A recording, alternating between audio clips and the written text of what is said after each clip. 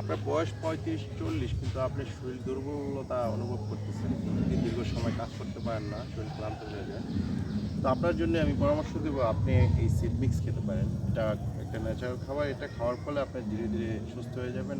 আপনার শরীরে energy boost হবে। আপনি এনার্জি পাবেন, প্রচুর পরিমাণ কাজ করতে পারবেন এবং মনোযোগ ঠিক থাকবে, ব্রেন ঠান্ডা থাকবে। এটা একদম ইজি খেতে পারেন আপনি। এটা বাজার থেকে কিনে এনে আপনি বাসায় হালকা রোস্ট করে খাবেন। কারণ কোনো সিডই কাঁচা, কোনো কিছুই কাঁচা খাওয়া ঠিক না। কারণ কাঁচা খেলে এটার ভিতরে জীবাণু থাকতে পারে, ব্যাকটেরিয়া থাকতে পারে, যে ব্যাকটেরিয়ার ফলে কিন্তু আমরা অসুস্থ হয়ে যেতে পারি। যার ফলে কোনো কিছুই কাঁচা খাওয়া ঠিক না, এবং আমাদের কাঁচা খাওয়ার ফলে কিন্তু হজমে ব্যাঘাত করতে পারে।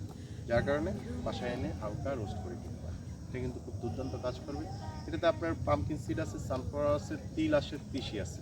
হ্যাঁ, চাইলে আপনি এটার সাথে আপনি সল্ট, বিভিন্ন সল্ট আছে, সল্ট মিক্স করে নিতে পারেন, বা আপনি এটাতে কিন্তু কিশমিশ আছে, কিশমিশ মিক্স করে নিতে পারেন। হালকা মিষ্টান্ন হবে, ন্যাচারাল মিষ্টি পাবেন।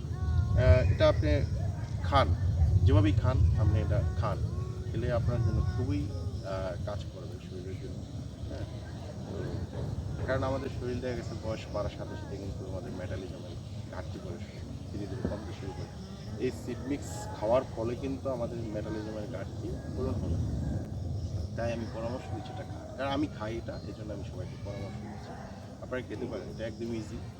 শপে যাবেন, সুপার শপে গেলে সুপার শপে যাবেন। আর এছাড়া আপনি যে বাইনা দোকান নামে যেগুলো পরিচিত, বাইনা দোকানও থাকতে পারে, তবে এগুলো যেহেতু একটু বাহির থেকে আসে, তবে বাইনা দোকানে কম পেতে পারেন হয়তো, কিন্তু আপনি এগুলো সুপার শপে পেয়ে যাবেন।